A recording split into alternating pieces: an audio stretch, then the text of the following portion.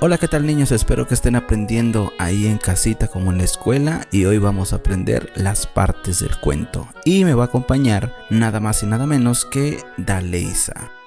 Hola, ¿qué tal Daleisa? ¿Cómo estás? Coméntale a los niños qué vamos a aprender hoy. Hoy, niños, vamos a aprender las partes del cuento. Claro que sí, vamos a aprender el cuento y sus partes. Empecemos. Como primer pregunta, ¿qué es el cuento? El cuento es una narración breve. Es decir, algo pequeño. ¿Tú lees cuentos en la escuela? Sí. Muy bien. También el cuento es una narración de ficción. Es decir, que no es real. Así es algo inventado. También el cuento tiene personajes. ¿Te acuerdas de algún personaje de algún cuento? Sí, como a Rapunzel y también a Elsa. Y también tiene un argumento sencillo, no es algo complicado, y precisamente por eso se hacen solamente para niños.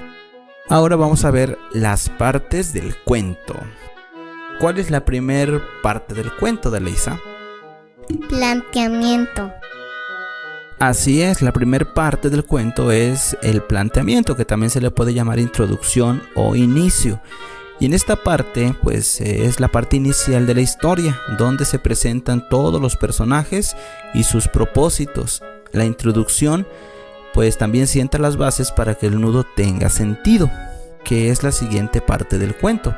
El planteamiento, donde como podemos verlo aquí en este cuento que se llama El Mono Barrigón, es de color o está de color verde. Es la primera parte, donde dice: el mono barrigón vivía en la selva.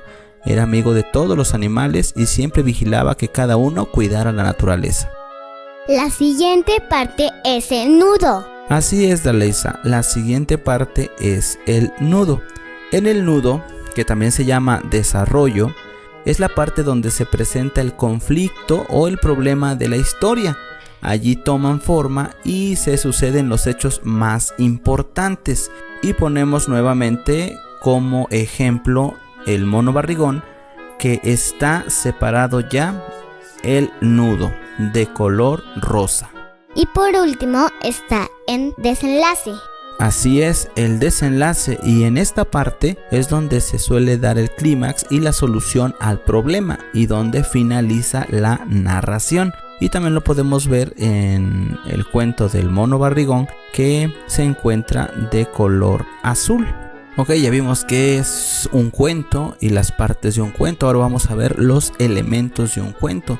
Y bueno, pues el cuento tiene elementos que lo caracterizan de otros textos y que nos permiten comprender mejor la lectura.